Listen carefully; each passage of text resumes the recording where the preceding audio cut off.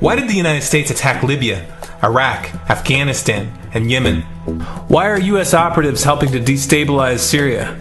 And why is the United States government so intent on taking down Iran, in spite of the fact that Iran has not attacked any country since 1798? And what's next? What are we headed for? When you look at the current trajectory that we're on, it doesn't make any sense at all if you evaluate it based on what we're taught in school. And it doesn't make any sense if you base your worldview on the propaganda that the mainstream media tries to pass off as news. But it makes perfect sense once you know the real motives of the powers that be. In order to understand those motives, we first have to take a look at history. In 1945, the Bretton Woods Agreement established the dollar as the world reserve currency, which meant that international commodities were priced in dollars. The agreement, which gave the United States a distinct financial advantage, was made under the condition that those dollars would remain redeemable for gold at a consistent rate of $35 per ounce. The United States promised not to print very much money, but this was on the honor system, because the Federal Reserve refused to allow any audits or supervision of its printing presses. In the years leading up to 1970, expenditures in the Vietnam War made it clear to many countries that the U.S. was printing far more money than it had in gold. And in response, they began to ask for their gold back. This, of course, set off a rapid decline in the value of the dollar. The situation climaxed in 1971 when France attempted to withdraw its gold and Nixon refused. On August 15th, he made the following announcement. I have directed the Secretary of the Treasury to take the action necessary to defend the dollar against the speculators. I have directed Secretary Connally to suspend temporarily the convertibility of the dollar into gold or other reserve assets, except in amounts and conditions determined to be in the interest of monetary stability and in the best interest of the United States. This was obviously not a temporary suspension, as he claimed, but rather a permanent default. And for the rest of the world who had entrusted the United States with their gold, it was outright theft. In 1973, President Nixon asked King Faisal of Saudi Arabia to accept only U.S. dollars as payment for oil and to invest any excess profits in U.S. Treasury bonds, notes, and bills. In return, Nixon offered military protection for Saudi oil fields. The same offer was extended to each of the world's key oil-producing countries, and by 1975, every member of OPEC had agreed to only sell their oil in U.S. dollars. The act of moving the dollar off of gold and tying it to foreign oil instantly forced every oil-importing country in the world to start maintaining a constant supply of Federal Reserve paper. And in order to get that paper, they would have to send real physical goods to America. This was the birth of the petrodollar. Paper went out, everything America needed came in, and the United States got very, very rich as a result. It was the largest financial con in recorded history.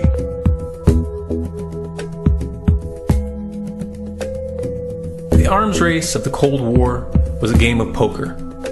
Military expenditures were the chips, and the U.S. had an endless supply of chips. With the petrodollar under its belt, it was able to raise the stakes higher and higher, outspending every other country on the planet, until eventually U.S. military expenditures surpassed that of all other nations in the world combined. The Soviet Union never had a chance. The collapse of the communist bloc in 1991 removed the last counterbalance to American military might. The United States was now an undisputed superpower with no rival. Many hoped that this would mark the beginning of a new era of peace and stability. Unfortunately, there were those in high places who had other ideas. Within that same year, the U.S. invaded Iraq in the First Gulf War. And after crushing the Iraqi military and destroying their infrastructure, including water purification plants and hospitals, crippling sanctions were imposed which prevented that infrastructure from being rebuilt. These sanctions, which were initiated by Bush Sr. and sustained throughout the entire Clinton administration, lasted for over a decade and were estimated to have killed over 500,000 children. The Clinton administration was fully aware of these figures. We have heard that 500,000 children have died. I mean, that's more children than died in Hiroshima. And you know, is the price worth it? I think this is a very hard choice, but we think the price is worth it. Miss Albright, what exactly was it that was worth killing 500,000 kids for? In November of 2000, Iraq began selling its oil exclusively in euros. This was a direct attack on the dollar and on U.S. financial dominance, and it wasn't going to be tolerated. In response, the U.S. government, with the assistance of the mainstream media, began to build up a massive propaganda campaign claiming that Iraq had weapons of mass destruction and was planning to use them. In 2003, the U.S. invaded, and once they had control of the country, oil sales were immediately switched back to dollars. This is particularly notable due to the fact that switching back to the dollar meant a 15 to 20% loss in revenue due to the euro's higher value. It doesn't make any sense at all unless you take the petrodollar into account. So I came back to see him a few weeks later, and by that time we were bombing in Afghanistan. I said, "Are we still going to war with Iraq?" And he said, "Oh, it's worse than that." He said, he reached over on his desk, he picked up a piece of paper, he said, I just got this down from upstairs, meaning the Secretary of Defense's office today, and he said, "This is a memo that describes how we're going to take out 7 countries in 5 years, starting with Iraq and then Syria, Lebanon, Libya, Somalia, Sudan, and finishing off Iran." Let's take a look at the events of the past decade and see if you see a pattern. In Libya, Gaddafi was in the process of organizing a bloc of African countries to create a gold-based currency called the dinar, which they intended to use to replace the dollar in that region. US and NATO forces helped destabilize and topple the Libyan government in 2011, and after taking control of the region, US armed rebels executed Gaddafi in cold blood and immediately set up the Libyan central bank. Iran has been actively campaigning to pull oil sales off of the dollar for some time now, and it has recently secured agreements to begin trading its oil in exchange for gold. In response, the US government, with mainstream media assistance, has been attempting to build international support for military strikes on the pretext of preventing Iran from building a nuclear weapon. In the meantime, they established sanctions which US officials openly admit are aimed at causing a collapse of the Iranian economy.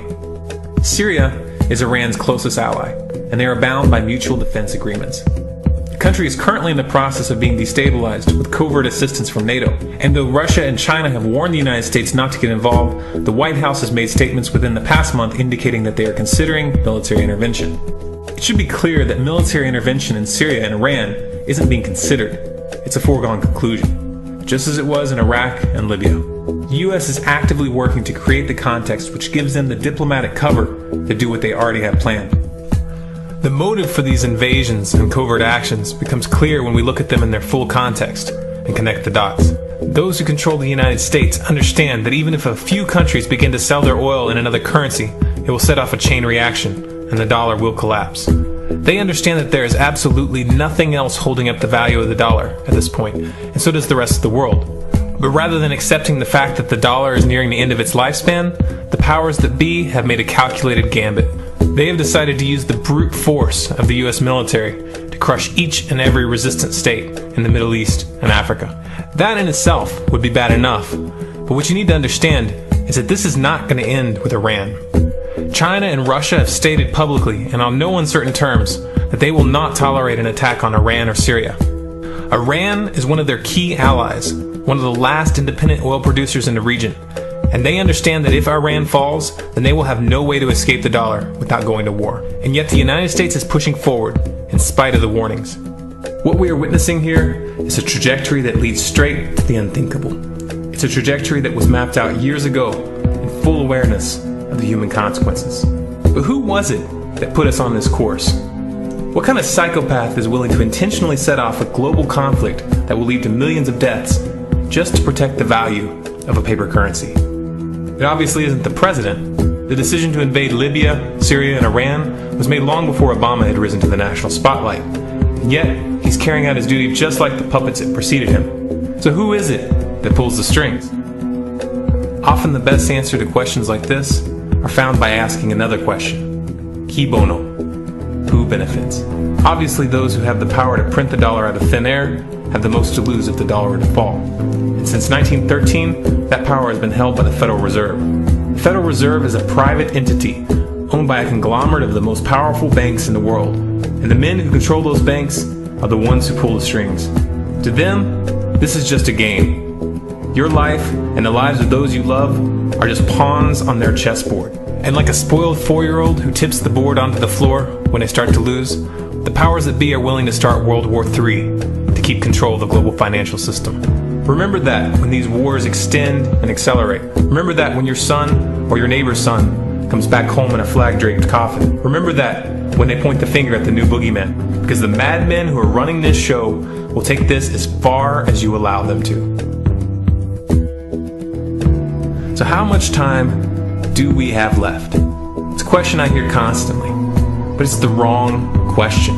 Asking how much time we have left is a passive posture. It's the attitude of a prisoner who's waiting to be taken out to a ditch and shot in the back of the head. What are our chances? Can we change course? Also the wrong question. The odds don't matter anymore. If you understand what we're facing, then you have a moral responsibility to do everything in your power to alter the course that we're on, regardless of the odds. It's only when you stop basing your involvement on the chances of success that success actually becomes possible. To strip the ill-begotten power from the financial elites and to bring these criminal cartels to justice will require nothing less than a revolution. The government is not going to save us. The government is completely infiltrated and corrupt to the core. Looking to them for a solution at this point is utterly naive. There are 3 stages of revolution, and they are sequential. Stage 1 is already underway. Stage 1 is the ideological resistance. In this stage, we have to actively work to wake up as many people as possible about what is happening and the direction we're headed. All revolutions originate from a shift in the mindset of the population, and no other meaningful resistance is possible without it. Success in this stage of the game can be measured by the contagion of ideas. When an idea reaches critical mass, it begins to spread on its own and seeps into all levels of society. In order to achieve that contagion, we need more people in this fight. We need more people speaking out, making videos, writing articles, getting this information onto the national and international stage. And we especially need to reach the police and the military. Stage 2 is civil disobedience, also known as nonviolent resistance. In this stage, you put your money where your mouth is, or more accurately, you withhold your money and your obedience from the government, and you do everything in your power to bring the gears of the state to a halt. Practiced in mass, this method alone is often enough to bring a regime to its knees. However, if you fail at this stage, Stage 3 is inevitable. Stage 3 is direct physical resistance. Direct physical resistance is the last resort, and it should be avoided and delayed as long as possible. And it should only be invoked after all other options have been thoroughly exhausted. There are those who talk tough and claim that they will resist when the time comes. But what those people fail to realize is that if you are inactive during the first 2 stages and save your efforts for the last resistance, then you will fail. When the Nazis were moving door to door, dragging people out of their homes in Germany, that was the time to fight back physically. But due to the lack of ideological resistance and civil disobedience leading up to that moment, even an armed uprising would have likely failed at that point. An armed uprising can only succeed if the people have established an attitude of active resistance. And active resistance is only possible after their minds have broken free from the mainstream propaganda. If you want to fight back, it's now or never. You're not going to get another chance, and the stakes are far higher than they were in Nazi Germany.